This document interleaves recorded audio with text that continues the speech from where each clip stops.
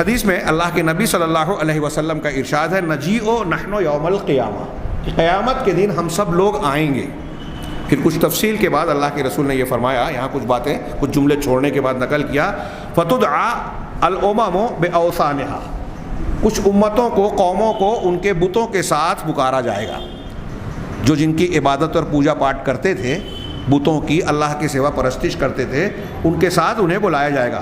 وما کانت تعبد، اور جن جن کی عبادت وہ کرتے تھے، بتوں کو یا بتوں کے علاوہ، اللہ کے علاوہ جن کی عبادت کرتے تھے، الاول فالاول، یعنی جو جیسی قوم پہلے گزری ہے، پھر اس کے بعد جس کا جیسے دور گزرا ہے، اس ترتیب سے مختلف قومیں اور امتیں بلائی جائے گی قیامت کے دن، اور سب اپنے اپنے بتوں اور معبودوں کو جو جن کو وہ پوجتے تھے ان کے ساتھ آئیں گے۔ ثم یأتینا ربنا بعد ذلک، پھر ہمارے پاس، اہل ایمان کے پاس ہمارا پروردگار اس کے بعد آئے گا۔ فیقول من تنظرون، اور اللہ کہے گا کہ تم کسے دیکھ رہے ہو؟ فیقولون ننظر ربنا، کسے دیکھ رہے ہو؟ یعنی تلاش کر رہے ہو، جستجو کر رہے ہو، کس کو تلاش کر رہے ہو، کس کا انتظار کر رہے ہو؟ تو کہیں گے کہ سارے لوگ تو اپنے بتوں اور اختیار کردہ معبودوں کے ساتھ جا رہے ہیں، ہمیں اپنے پروردگار کا انتظار ہے، اسے دیکھ رہے ہیں۔ فیقول انا ربکم، تو اللہ تعالیٰ کہے گا میں تمہارا پروردگار ہوں۔ فیقولون حتی ننظر الیک، تو بندے کہیں گے، اہل ایمان کہیں گے کہ اللہ ہم اس وقت مانیں گے جب تیرا دیدار کر لیں، دیکھ لیں۔ فیتجلی لہم یضحک، تب اللہ تبارک و تعالیٰ ان کے لیے تجلی فرمائے گا ہنستے ہوئے۔ اس سے یہ پتہ چلا کہ اہل ایمان میدان محشر میں بھی اللہ تبارک و تعالیٰ کا دیدار کریں گے۔ کلا انہم عن ربہم یومئذ لمحجوبون، یہ اللہ کے دیدار سے متعلق عقیدے کی ایک لمبی چوڑی بحث ہے، جس کا اہل بدعت انکار کرتے ہیں یا تعویل کرتے ہیں۔ تمام اہل سنت والجماعت یعنی اہل الحدیث صحابہ سے لے کر آج تک اس پر عقیدہ رکھتے ہیں۔ یہ قرآن کی متعدد آیات سے اور ایسی احادیث سے جو تواتر کے درجے کو پہنچتی ہے ثابت ہے کہ اہل ایمان جنت میں بھی اللہ کا دیدار کریں گے اور میدان محشر میں بھی۔ قرآن کی ایک آیت ہے کہ قیامت کے دن انہم عن ربہم یومئذ لمحجوبون، کہ کافر مشرک جو ہیں وہ اللہ کے دیدار سے محجوب اور محروم رہیں گے، یعنی ان کے درمیان آڑ ہوگا۔ امام شافعی اور بعض دوسرے ائمہ اور علماء کا استدلال ہے اس آیت سے کہ کافروں کو بطور محرومی اور سزا کے جب اللہ تعالیٰ اپنے دیدار سے محروم کرے گا تو اس کا مفہوم مخالف، یعنی ہم الٹا معنی کہہ لیں، یہ ہوا کہ مومنوں کو اللہ تبارک و تعالیٰ اپنے دیدار سے مشرف فرمائے گا۔ اگر مومن بھی نہیں دیکھیں گے تو پھر یہ کہنے سے کیا فائدہ کہ کافر نہیں دیکھ پائیں گے، محجوب رہیں گے؟ کافروں کے محجوب رہنے کا ذکر کرنا اس بات کی دلیل ہے کہ مومنین اس سے محروم نہیں رہیں گے۔ اور یہاں بھی آیت میں ہے کہ جب سارے اقوام اپنے اپنے معبودوں کے ساتھ جائیں گے تو مومنین اپنے رب کا انتظار کریں گے، رب ان سے سوال کرے گا، کہے گے کہ میں تمہارا پروردگار ہوں۔ کہا کہ اللہ تعالیٰ ہم اس وقت مانیں گے یا ہم دیکھ لینا چاہتے ہیں، حتی ننظر الیک، یہاں تک کہ پروردگار ہم تیرا دیدار کر لیں۔ فیتجلی لہم یضحک، تب اللہ تبارک و تعالیٰ ان کے لیے تجلی فرمائے گا ہنستے ہوئے۔ اس سے یہ بھی ثابت ہوا کہ اللہ تبارک و تعالیٰ کے لیے ہنسنے کی صفت ثابت ہے، ہمارا ایمان ہے۔ لیکن کیسے ہنستا ہے رب العالمین؟ دوسری صفات کی طرح ہم بھی یہ کہتے ہیں کہ جیسے اللہ تبارک و تعالیٰ کے شایان شان ہیں، اس کے لیے جیسے لائق و زیبا ہے ویسے ہی ہنستا ہے۔ ہم اس کی کیفیت نہیں سمجھ سکتے، ہمارا ہنسنا اس کے ہنسنے کی طرح یا اس کا ہنسنا ہمارے ہنسنے کی طرح یا کسی کی مثل نہیں ہے۔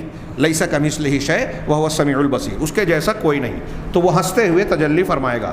قالا، پھر اللہ کے نبی صلی اللہ علیہ وسلم نے فرمایا فینطلق بہم ویتبعونہ، اللہ تعالیٰ اپنے ان ایمان والے بندوں کو اپنے ساتھ لے جائے گا، پروردگار کے پیچھے لوگ چلیں گے۔ وَيُعْطَى كُلُّ إِنسَانٍ مِّنْهُمْ مُنَافِقٌ أَوْ مُؤْمِنٌ نُورًا، اب ان میں سے جتنے انسان ہوں گے، مومن اور منافق، ان سب کو نور دیا جائے گا، روشنی دی جائے گی۔ منافق کو بھی یہاں روشنی ملے گی، جیسے اس نے دنیا میں اپنے آپ کو مومن ظاہر کیا تھا تو پہلے ان کو بھی ظاہراً نور اور روشنی دی جائے گی۔ ثم یتبعونہ، اب وہ اس روشنی کے پیچھے چلیں گے، جہاں جہاں ان کی روشنی جائے گی آگے بڑھتے جائیں گے۔ وعلی جسر جہنم کلابیب وحسک تأخذ من شاء اللہ، اور اب گزریں گے، پہنچیں گے صراط پر، پل صراط کے پاس، تو جہنم کے جسر، دیکھیے یہاں صراط کو اس حدیث میں جسر کہا گیا پل کا معنی میں، تو جہنم پر جو پل ہوگا وہاں کچھ آنکڑیاں ہوں گی اور کچھ کانٹے دار پودے ہوں گے، کانٹے ہوں گے، حسکن کانٹے دار پودا، کانٹے ہوں گے، تأخذ من شاء اللہ، جس کو اللہ چاہے گا یہ اسے کھینچ لیں گے، پکڑ لیں گے۔ ثم یطفأ نور المنافقین، اب یہاں اس مقام پر منافقین کی جو روشنی ہے وہ بجھ جائے گی۔ آپ نے یہاں ایمان کا ڈھونگ رچا تو وہاں بھی اللہ تعالیٰ پہلے مرحلے پہ ان کو نور دے گا، لیکن اب جہاں پل صراط پر یہ عبور کرنے کی بات آئے گی وہاں منافقین کا نور غائب ہو جائے گا، روشنی غائب ہو جائے گی۔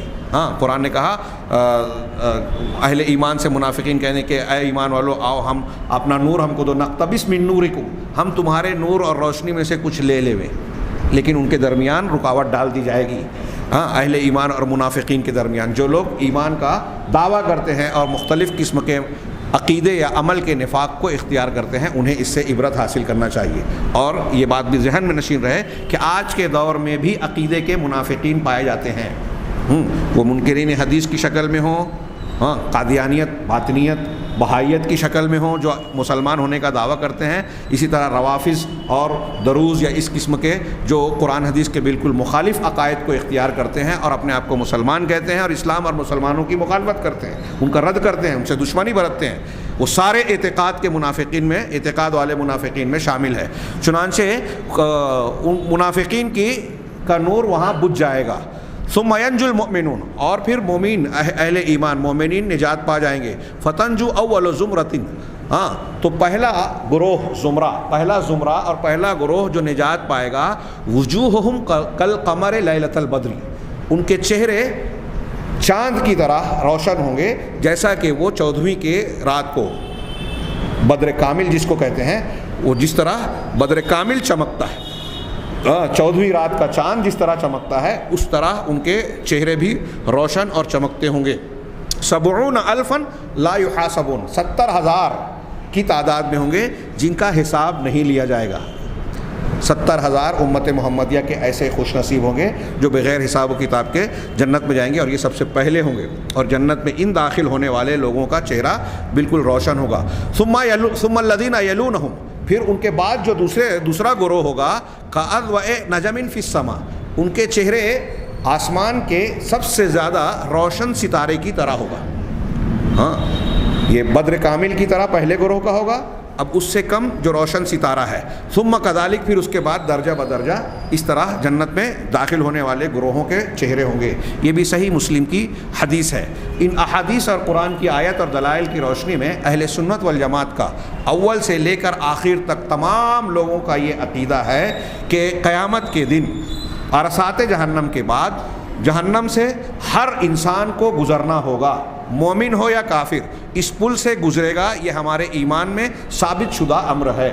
بعض اہل بدعت گروہوں نے اس کا انکار کیا، تعویل کی، اور یہ کہا کہ جہنم کے صرف دیکھنے کے معنی میں یہ بات کہی گئی ہے، اور کچھ لوگوں نے صراط کو صراط مستقیم دنیا کے راستے سے تعبیر کیا۔ اس قسم کی تعویلات قیامت کے دن ثابت شدہ ایک امر کے بارے میں انکار کا معنی رکھتی ہے۔ قرآن و حدیث میں جو تفصیلات بیان کی گئی ہے ان تمام نصوص کا رد کرنے کے ہم معنی ہے جو لوگ اس کا انکار کرتے ہیں۔ اسی لیے بعض علماء کا یہاں قول پیش کیا گیا ہے موسوعہ میں اسے 2-3 اقوال کو پیش کر رہا ہوں۔ حضرت امام احمد بن حنبل رحمہ اللہ فرماتے ہیں کہ وَنُؤْمِنُ بِالصِّرَاطِ وَالْمِيزَانِ وَالْجَنَّةِ وَالنَّارِ، کہ ہم صراط پر ایمان رکھتے ہیں، میزان پر جو ہم اس سے پہلے پڑھ چکے ہیں، میزان عمل جس میں عمل کا وزن ہوگا، صاحب عمل کا بھی، اور جنت اور جہنم پر جس کا تذکرہ ہم آگے مزید تفصیل سے پڑھیں گے۔ اسی طرح والحساب، حساب پر بھی ہم ایمان رکھتے ہیں کہ حساب و کتاب قیامت کے دن ہوگا۔ لا ندفع ذلك ولا نرتاب، نہ ہم اس کا رد کرتے ہیں اور نہ اس کے بارے میں شک و شبہ میں مبتلا ہوتے ہیں۔ یہ شرح و اعتقاد اہل السنہ کی کتاب سے نقل کیا امام احمد بن حنبل کا قول۔